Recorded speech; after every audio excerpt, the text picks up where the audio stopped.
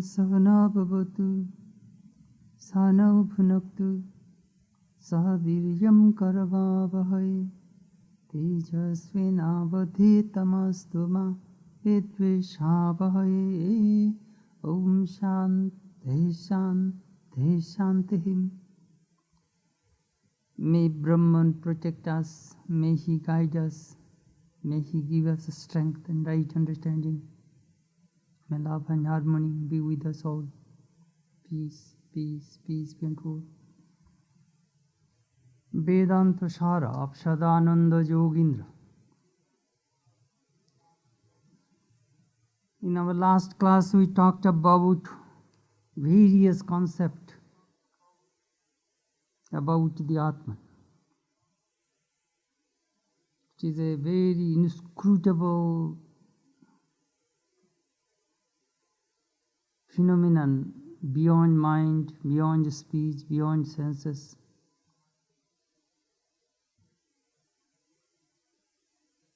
It is really hard to understand the thing which is beyond intellect.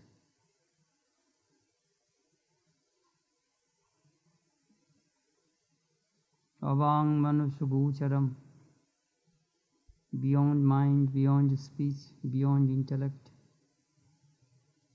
And we try to understand this Atman.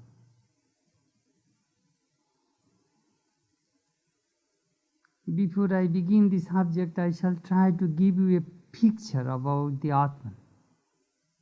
This thing I repeated many times, still this thing is new to us. In deep sleep, Atman remains as the witness of our ignorance. Atman never departs from the body because it is everywhere, all pervading. The body, the senses, the mind all go to sleep, but Atman remains as a witness. In dream state, the same Atman manifests the subtle desires, and that is the reason we dream. In waking state, the same Atman, same consciousness enjoys the sense objects through the senses.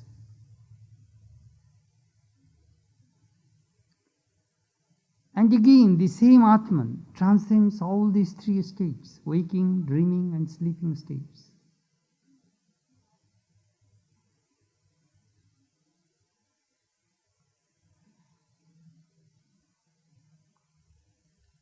We know sugar comes from sugar cane. We know the oil comes from sesame seed, from the corn. We know butter comes from the cow. We know fire comes from the wood. Mere knowing does not help. Sugar is in the sugar cane. You will have to crush it, make it juice, then boil it, and then make sugar. Milk, you will have to milk the cow, then process it, then you will get butter. Oil, you will have to crush it, then you sesame seed or whatever oil you want, you crush it, then you will get oil. Similarly, this Atman is within us. You will have to learn how to churn it, this system. Then Atman will manifest. Mere knowing will not help. You will have to do sadhana, spiritual disciplines, if you want to experience this self, the Atman.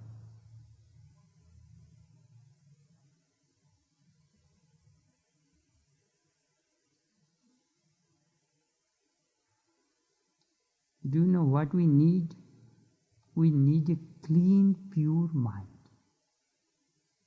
That is the only thing we need. And it is hard to make the mind pure. Yesterday, a psychiatrist came from Springfield, Illinois. I had a nearly 3 hours interview with him.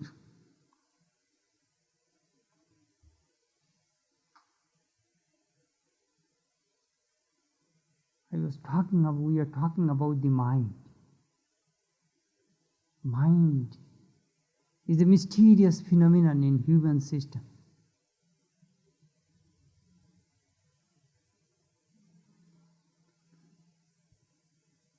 I was telling that if you can, he is writing a book. For the reason he came to consult with me. So I said, could you try to invent a vacuum cleaner for the mind cleaner for the American people?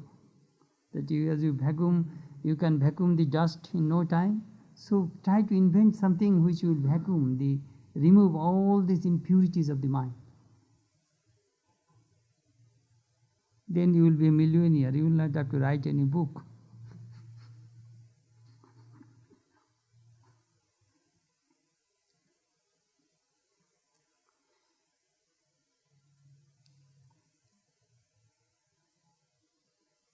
The question arises whether the Atman is nitya,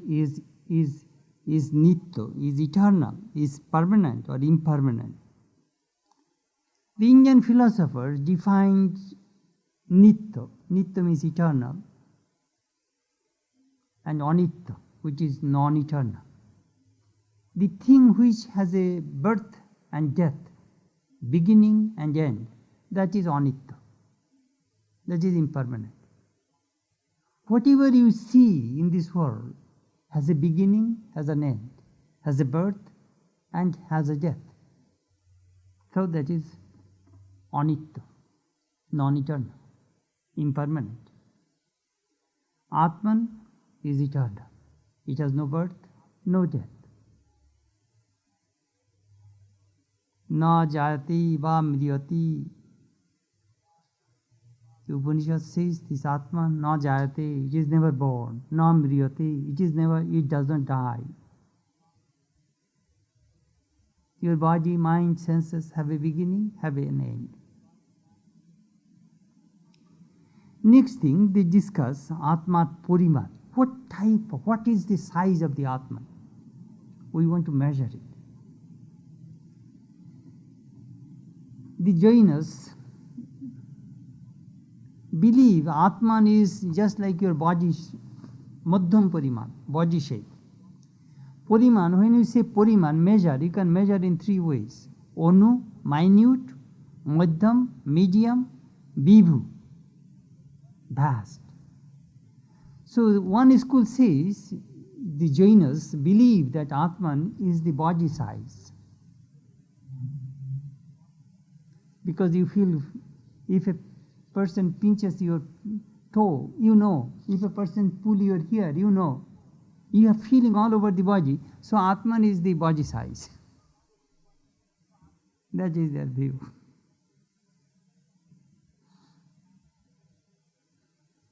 So if you lose one hand, that means part of your Atman is gone. But Vedanta says Atman is partless.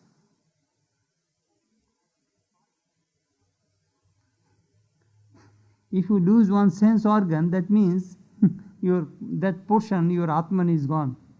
So you are dividing the Atman. So their statement, their belief is not very, very acceptable, you see.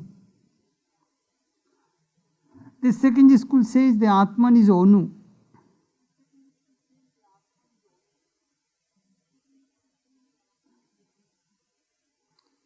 Onu means the minute form. You see a Atman, which sometimes it is Goti, Utkranti, Agoti.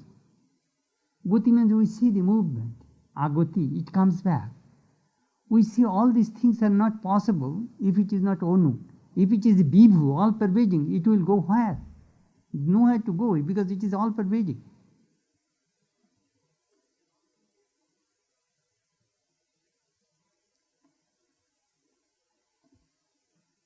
Onu, minute form.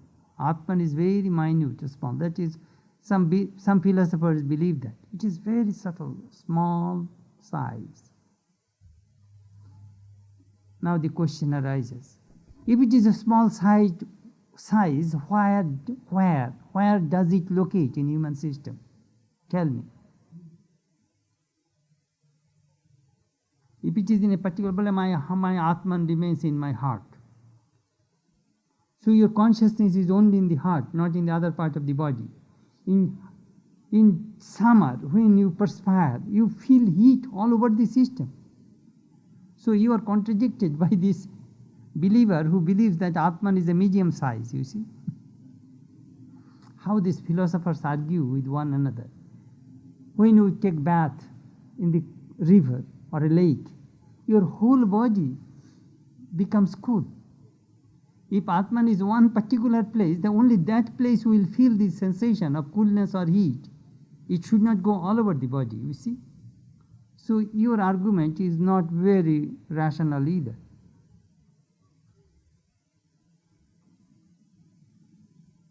Atman is Vibhu, all-pervading, says Vedanta. Vedanta also believes that Atman is Anoroniyan Mahato Mahiyan Atmasya Jantor Nihito Giya Guhaya. Anoroniyan. It is smaller than the smallest, it is bigger than the biggest, greater than the greatest. Atman becomes small. Do you know when? When that Atman is connected with your buddhi, with your intellect, it becomes a small size. But actually it is vast, all-pervading.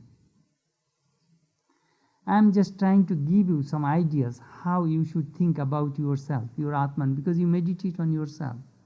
What is that self?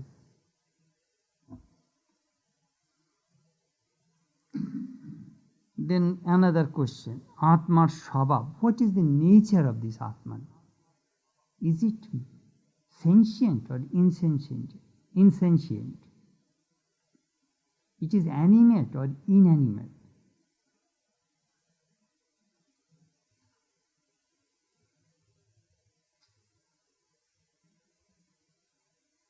The Naiyikas believe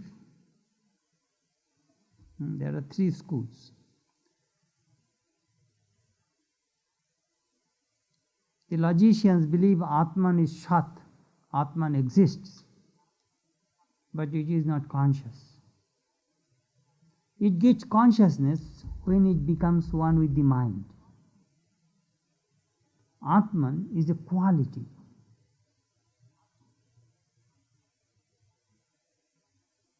It is a chemical action in human system, that is the Atman.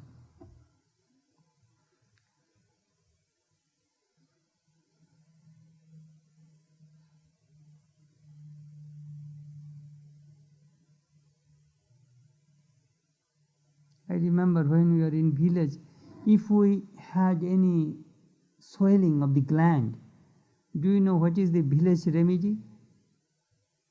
Chun madhu, lime and honey. If you mix together, immediately there will be chemical action. It will be very hot. Immediately that thing you put on your gland, your swelling of your gland will disappear. In our village, that is the way. We do not have 10,000 people, 1 or 2 doctors. We lived in nature.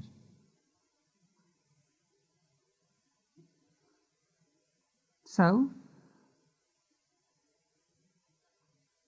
chemical action. As you remember one day I told you that, grape juice. As a grape juice it is all right, but if you ferment it and through chemical action it can be wine.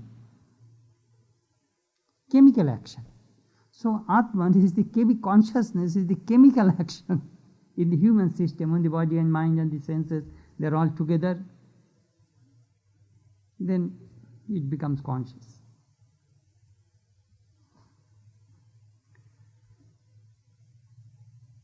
The Sankhya philosophers believe, no, Atman not only exists, Atman is conscious. Chit, Shat, Chit. Vedanta says, not only Shat, Chit, it is bliss also. Shat, Chit, Ananda. Satchidananda. That is Brahman, that is Atman. Atman is Swayam Jyoti, self-luminous.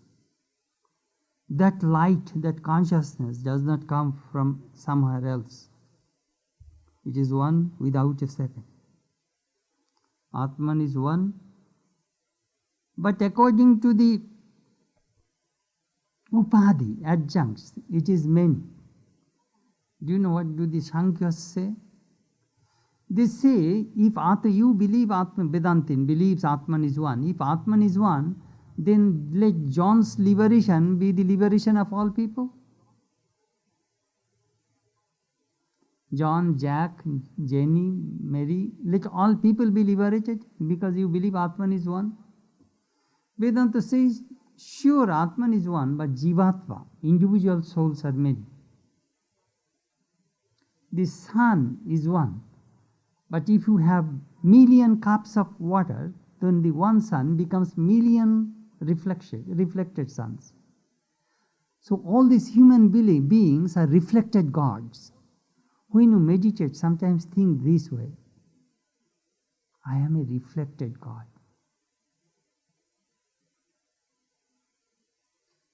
But truly I am God. Do you know how sometimes see, when you stand in front of your mirror, you see your face. The face you see and this real face, are there two different faces?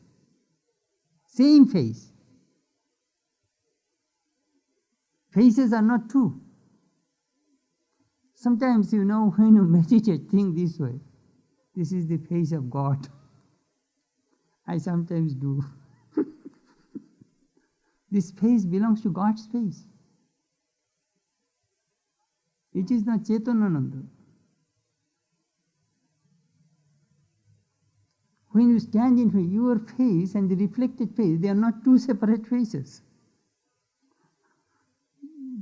I think I told you that funny story when Abraham Lincoln and his opponent had a debate. Douglas. Douglas said, "Hey, don't give vote to Lincoln, he's a double-faced man." Then Lincoln got up and said, "Friends, my friend Douglas is blaming me that I am a double-faced man. If I had another spare face, do you think I would carry this one?" That is a great statement of Lincoln. He was so ugly. Well, if I had another spare face, do you think I would carry this one? I would replace it.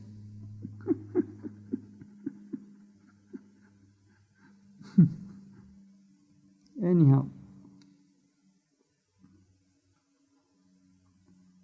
Atma is without qualities, without actions. Try to think this way. I just gave you some ideas about the Atman.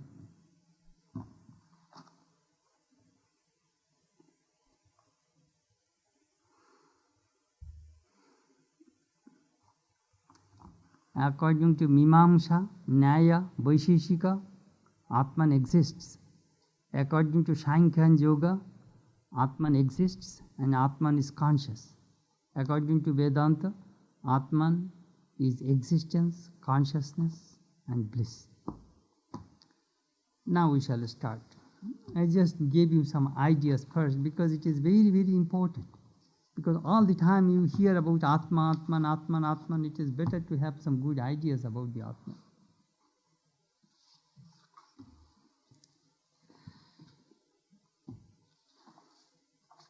So in our class, you remember we started, some people think Atman is outside. Your Atman is in your son, your daughter, or in your husband, or in your wife, outside from you. They are dull-headed people. Some people think body is the Atman. They are also very materialists. Some people think the senses are the Atman. Some people think prana, vital force, energy is the Atman.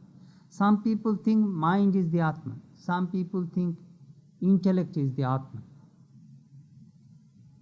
Now, Mimamsa views.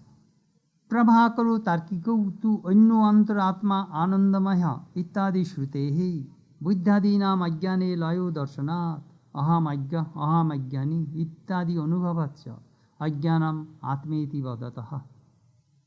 The Prabhakaras and the Tarkikas on the other hand say that ignorance is the self. Ignorance is the Atman. On account of such Shruti passages as different from and more internal than this is the self which consists of bliss, and owing also to the fact that during sound sleep the intellect etc. merge in ignorance, and further because of such experience as I am ignorant, I am devoid of knowledge etc.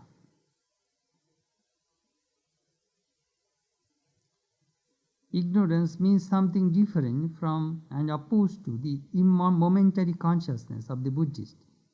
Prabhakar argues like this: in deep sleep, the intellect etc. merge in ignorance, that is, in something different from consciousness. Again, one arising from deep sleep recognizes himself to be the same person who was asleep. As there is no consciousness in deep sleep, it follows that the self is ignorance or something different from consciousness as shown by its absence.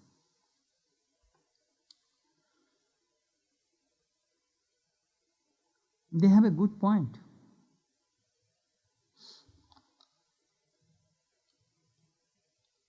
This school is trying to refute the school of the Buddhists who believe intellect is the Atman.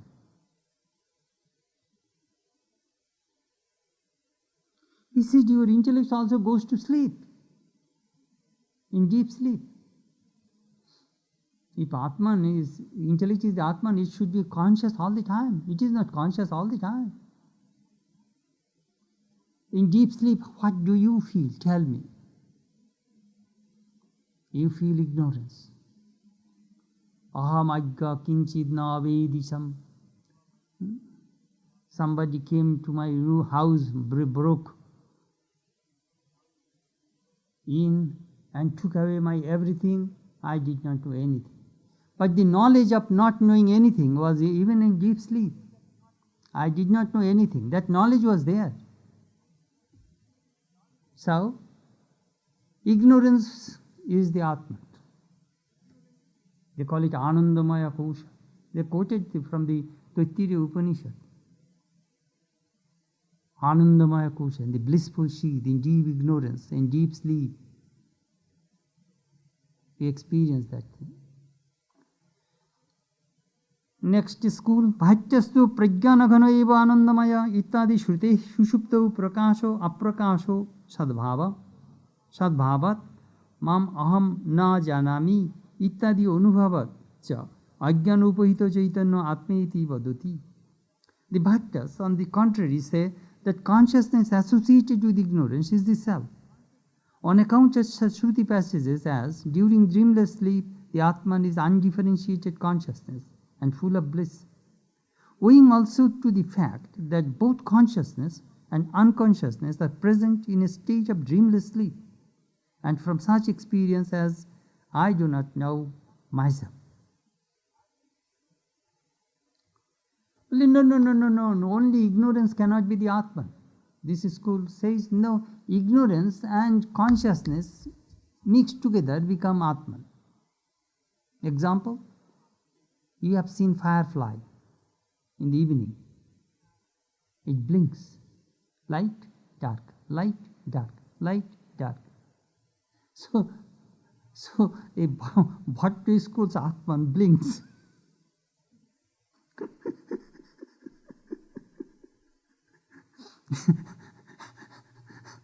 It's Atman. Sometimes it is lighted, sometimes it is dark. Just like a lighthouse, giving signal. At least this school believes that it is light, it has some light, you see. Or there is some high towers in city, you see it blinks, you know. I saw when I was in Chicago, that evening time I was seeing that Sears Tower was blinking, you know. So that the aeroplane hit that tower,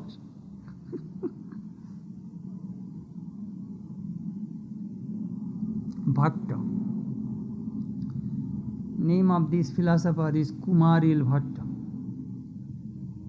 He was a follower of Mimamsa philosophy, ritualistic school of Vedanta. At that time, the Buddhists are very, very powerful in India. They were trying to eradicate all Vedic dharma, Vedic religion. So all these Vedic, schools are defeated by the Buddhists. So this man went to the pretended that he was a Buddhist and joined in the Buddhist monastery and learned all the techniques and the arguments from a great Buddhist scholar. Then one day, that his guru was criticizing the Vedas. When he was criticizing the Vedas, the Kumaril Bhatta could not bear it. So tears came from his eyes. Then the guru became upset. Still you have weakness for Vedic religion.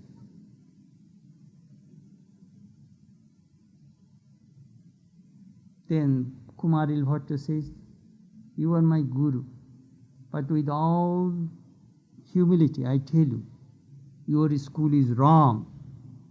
What? I taught you my school and now you say my school is wrong. Yes. How can it be wrong? Then Kumaril Bhatta defeated his guru.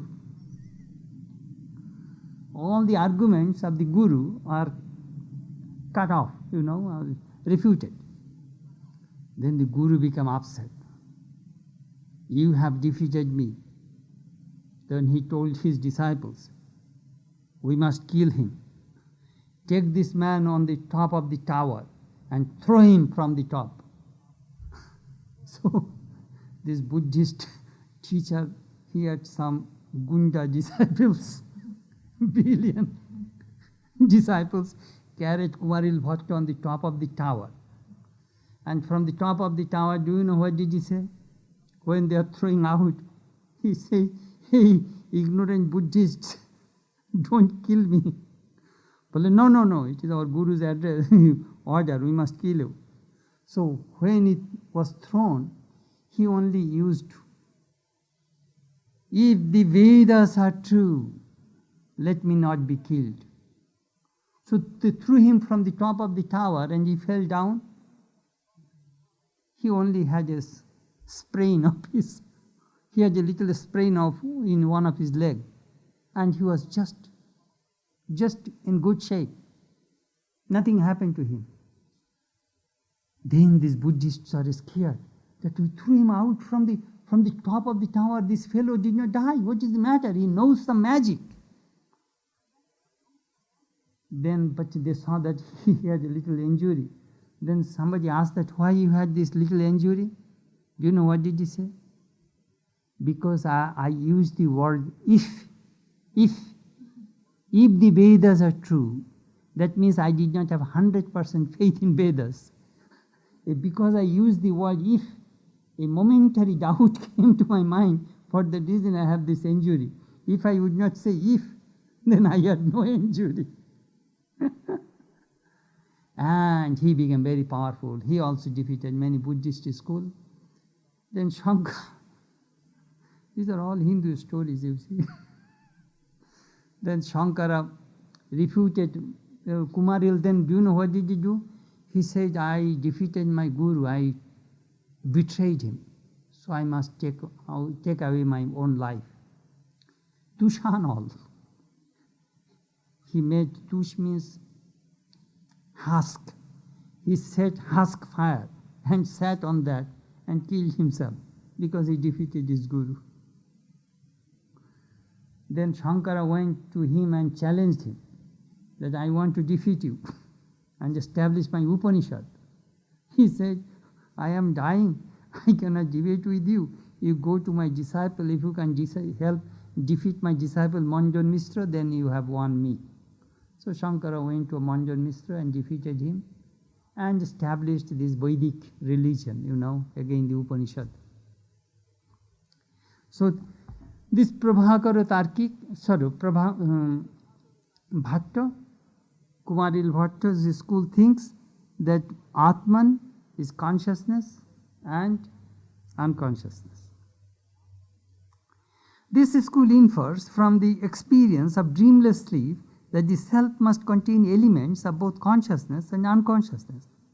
Unless a man retains consciousness in that state, he cannot say on waking that he had slept well. In dreamless sleep, the sense organs cease to function. Therefore, this knowledge cannot come from the sense organs. Again, ignorance itself, being material, does not possess any illumining property. Therefore, the self must possess consciousness as an inherent quality which accounts for the refreshed feeling a man has after a sound sleep. Again, he also says, I did not know anything then. This experience shows that ignorance is another attribute of the Atman. Such experience. Even in the waking state, a man says, I do not know myself, though he is aware of his own existence. Therefore, the self is, according to this school, consciousness associated with ignorance. Now comes the next school, Shunyavadi Bauddha. Apara Bauddha asadeva idam agra asit ittadi shrutehi sushuptau sarva abhavat ahang sushuptau nasamiti utthitasya swabhavo paramarsho vishayu anubhavatcha cha shunyam atma iti vadati. Another school of Buddhists say that self is identical with the void on account of such Shruti passages as, in the beginning there was non-existence, owing also to the fact that there is an absence of everything during dreamless sleep, and further because of the experience regarding his non-existence of a man who has just awakened, as when he says to himself, during the dreamless sleep I was non-existent. Shunya. Atman is Shunya, void.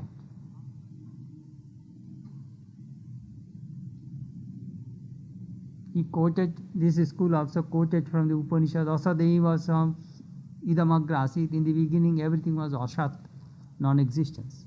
So, Atman is asat.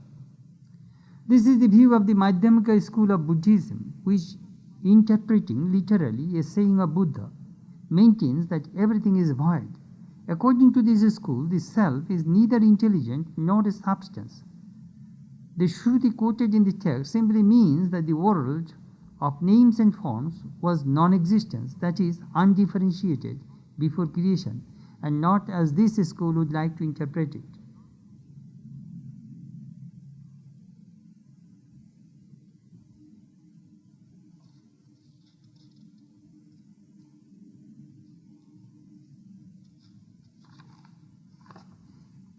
Interesting.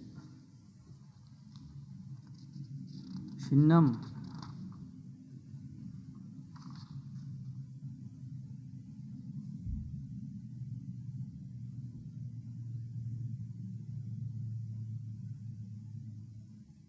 Both believes this world is like a dream.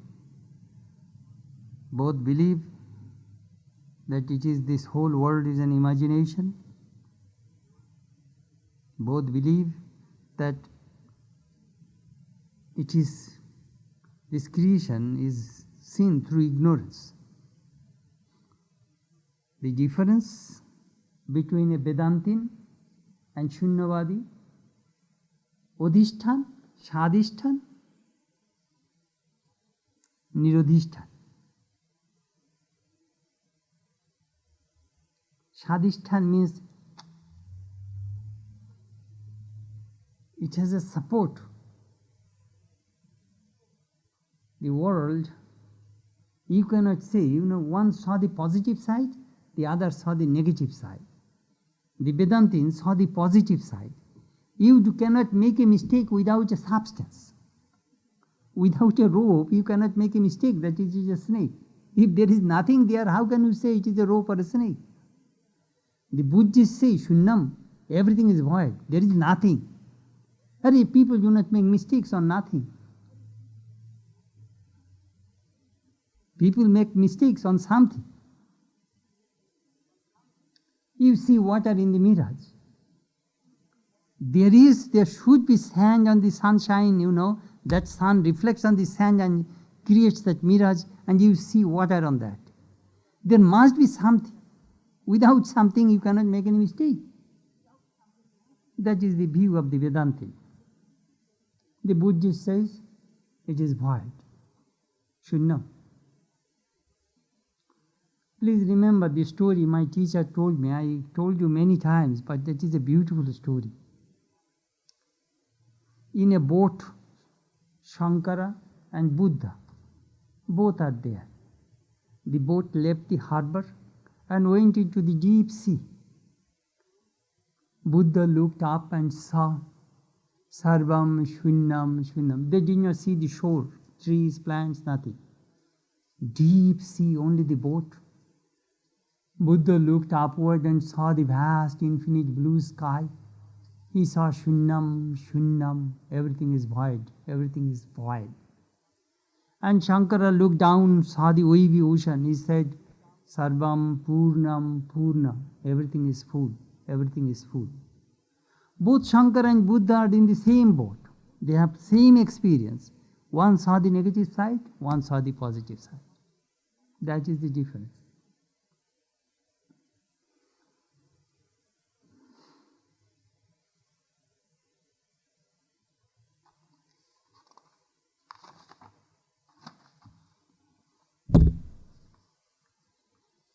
Establishment of the true nature of the self. Etesham putradinam anatmatvam uchati. Now it will be shown that all these items from the sun to the void are not the self.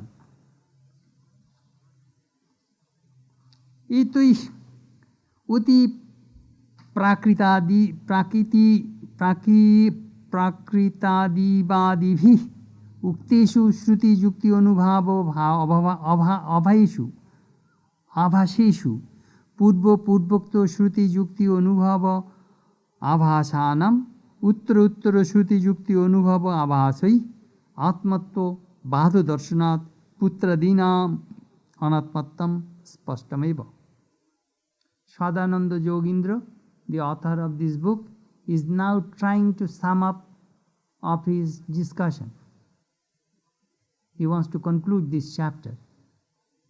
He says, since in all these fallacious citations of scriptural passages, arguments, and personal experiences made by the different classes of people enumerated above, beginning with the extremely deluded in support of their respective views about the self, the subsequent view contradicts the previous one.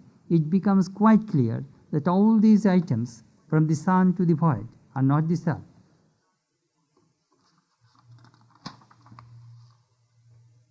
Kincha prittak asthulaha achakshuhu apranaha amana akarta chaitanyam chinmatram sat ittadi prabulo shruti virudhat aisya putradi shunya parjantaisya jadaisya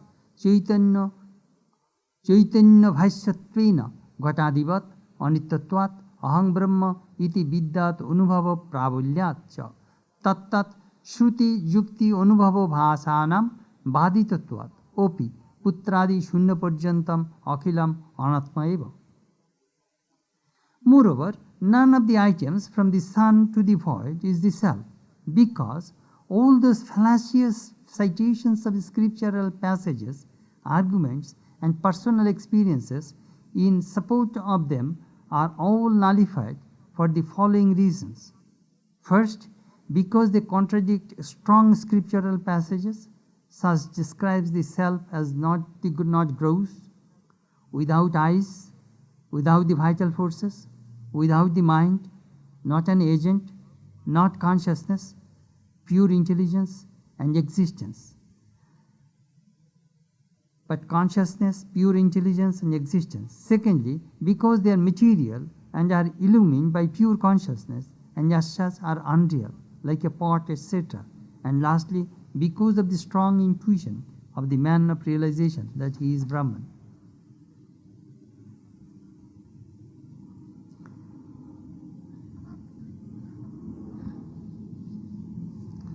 If you have some background of the Upanishad, then you would really enjoy this section very well. The moment you see my Atman is in my son or in my wife or in my husband, you are contradicting this statement of the Upanishad, which is the revealed truth. Koshit dhira prityak atmanam ikshat avrita chakshu amritattam icchan. Atman is not outside. There are some people with a view to realizing the Atman, they shut their senses with a view to beholding the Atman within. So it is not outside. Second, if you think that Atman is the body, gross body, the first one is Katha Upanishad. Second one is Brihadaranyaka Upanishad says, Asthulo, Ananu, Harasam, Adirgham, Alohitam, Ashuklam, Akrishnam. In this way they use 22 negative words to nullify the human ideas about the Atman. Asthulo, it is not gross. This body has a gross form. Atman is not gross. So your word is refuted, nullified. If you think Atman is the sense organ, it says, Mundaka Upanishad, Achakshu Srotram Tadapani Padam. It has no eyes, nor ears, no hands, nor feet. So in this way, your statement, if you think the sense organs are the Atmans, so your idea, your concept about the self or is nullified. Then aprano hi amana shubhra, that the self is the vital force or the mind is refuted by the Shruti. Aprano, amana, aprano. It is not the prana, it is not the mind. In this way, your idea about the Atman, that it is the mind, it is prana, is rejected. Your idea, your argument is rejected. Anantasyatma vishwaropo hi akarta. The self is infinite, all formed and non-agent. If you think that, we are talking about Atman is the doer, enjoyer, this idea is refuted. Nachasti betta mamo chit sada aham. There is no one to know me. I am eternal consciousness. Kaivalya Upanishad. That the self is consciousness associated with ignorance is contradicted by Shruti. Chinmatroham sadashiva. If you say that consciousness and unconsciousness, as we read today, is the Atman, he says, no. Chin matru aham sadashiva. Chit matram. Only consciousness, pure consciousness, nothing but consciousness. You cannot add anything. The moment says chin matra. Matra means exclusively it is consciousness and nothing but consciousness. Atman is non-existent. Our voyage is contradicted by Shrutis that Sadaiva Sammo Idam Agra Asi. My son, in the beginning, my dear, all this was verily existence. Tat Satyam Satma, it is truth, it is the self. There are many other scriptural passages to support the view that the self is not the son, but something eternal, infinite, transcendental.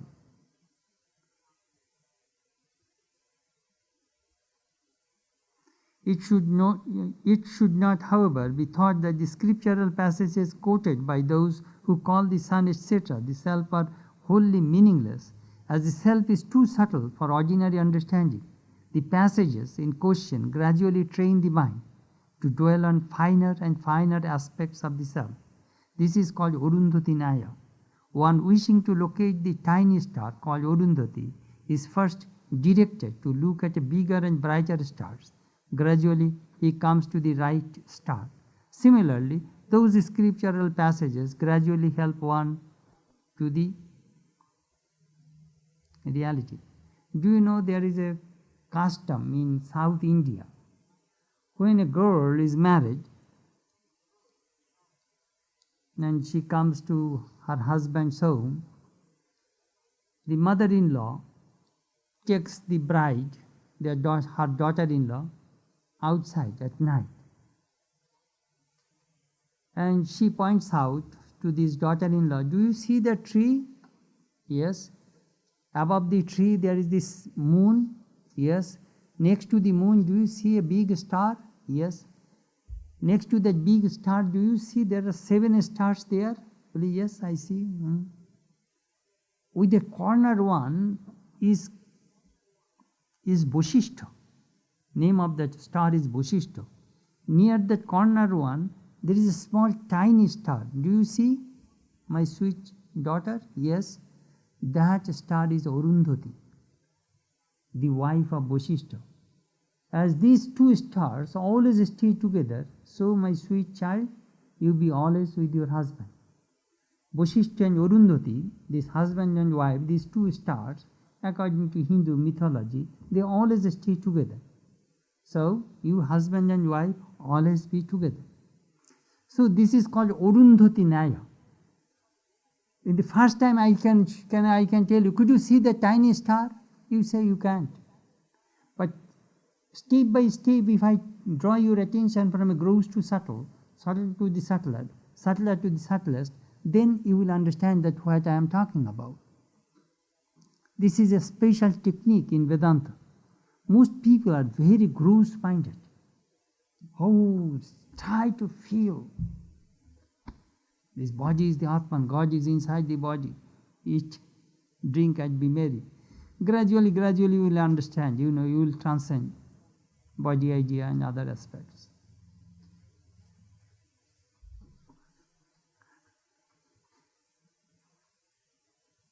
Very difficult to transcend this body idea.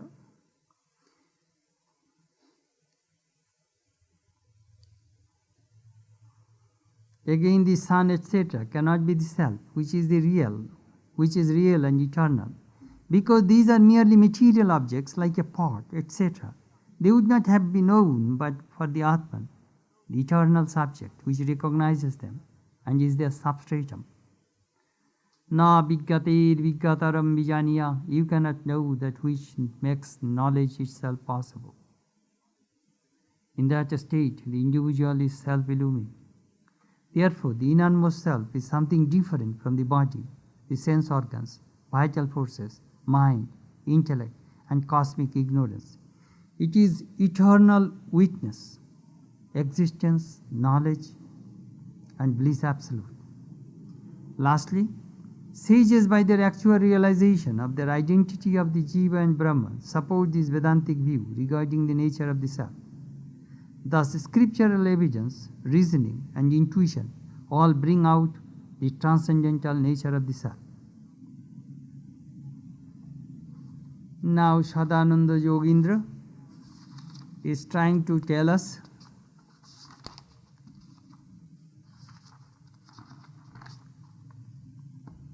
how you should meditate on the Atman. Ataha tat bhasakam nitya shuddha buddha mukta satya sabhavam pratyak chaitanyam eva atmavastu iti vedantavid anubhava evam adhyaropaha. Therefore, the innermost consciousness, which is by nature eternal, pure, intelligent, free, and real, and which is the illuminer of those unreal entities such as sun, etc., is the self. This is the experience of the Vedantists. The above is an account of superimposition of unreality on the real.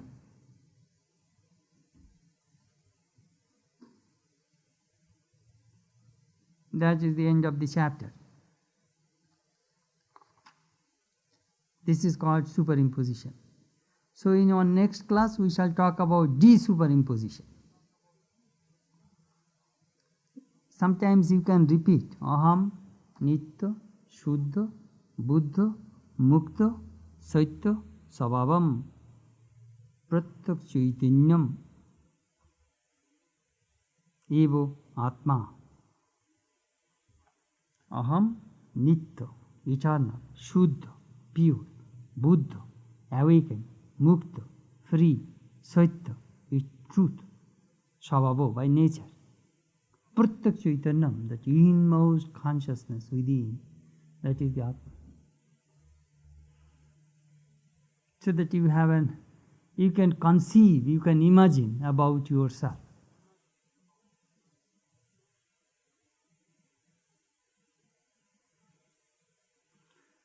Well, Swami, if I imagine, I shall be the Atman.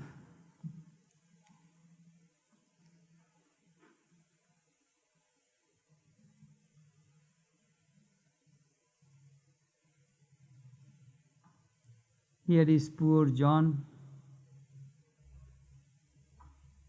When he acts on the stage as a King Lear or,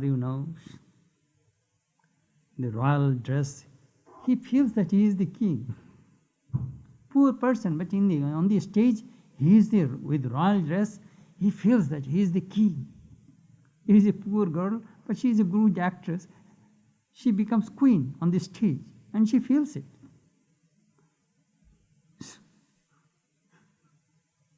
At least for the time being. It is good to imagine that you are pure. Whole world is nothing but imagination. You are thinking, I am a sinner, I have guilt. Oof. I made so many mistakes in my life. I am no good. What you are doing? You are dreaming, imagining all these things. Just imagine some good stuff, positive things.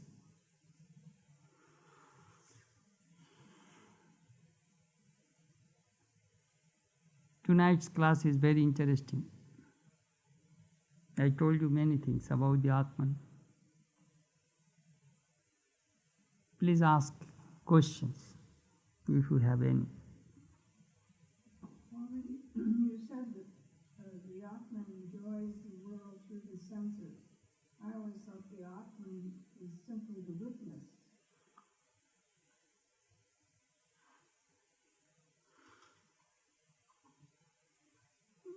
Atman actually does not do anything, you see. Already it says it is nishkriyo, kriyahin. There is no action in the Atman. But as I told you, the power of the Atman manifests in psychophysical system in three ways. Jnana Shakti, Ichha Shakti, Kriya Shakti. Jnana Shakti means power of knowledge. It manifests in the intellect. Ichha Shakti, power of willpower, manifests in the mind. Kriya Shakti, power of action, it comes in the prana, in the energy. It manifests as energy. Anyhow, what actually Atman is actionless. When I say that Atman enjoys Atman does not, Jivatma, individual soul enjoys actually. But without the help of consciousness, it can't. What is my intention to make that statement, that consciousness as the substratum. It is manifesting the waking state, it is manifesting the dream state, it is manifesting the sleep state. Again, it does not end there. Again, it is all pervasive. That I really want to say. It is without the help of consciousness, we cannot function. You see, the logicians believe that Atman is the doer. Atman is the doer, agent. The Sankhya philosophers believe Atman is not the doer, enjoyer. Prakriti dances, this nature dances, and Purusha only is the witness. He enjoys. Beautiful dance. I remember in our Sankhya class, our teacher used to tease. In your Vedanta only, rope, snake, all this dry stuff. But in my Sankhya, you will find Prakriti. The beautiful woman is dancing in front of Purusha, and Purusha is enjoying. He was so funny sometimes. Here is a beautiful woman dancing, and this Purusha is enjoying that dance. Then he will say, perhaps you see, that girl is dancing. All of a sudden, a gusty wind, it's open air performance, you see, blew away her wig. Then rain started, and all her makeup and mascara, all these things, started to wash over her face. Her all costumes, or all these things, are soaked in water. So she felt so bad that, I cannot show my ugly face to this horrible face to this audience. So she quits the stage, because she cannot mesmerize, she cannot entertain the audience anymore. So he was telling, if you know the real nature of Prakriti, the Prakriti nature will disappear from you. He was funny.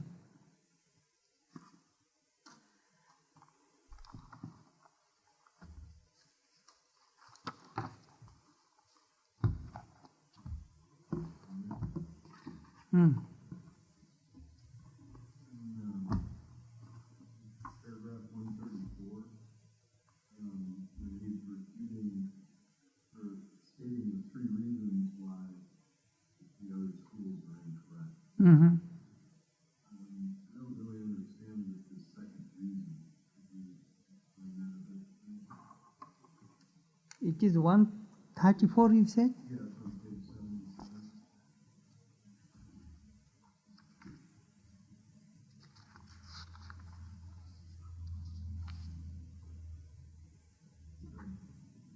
Secondly, because they are material and are illumined by pure consciousness, it is such a reason.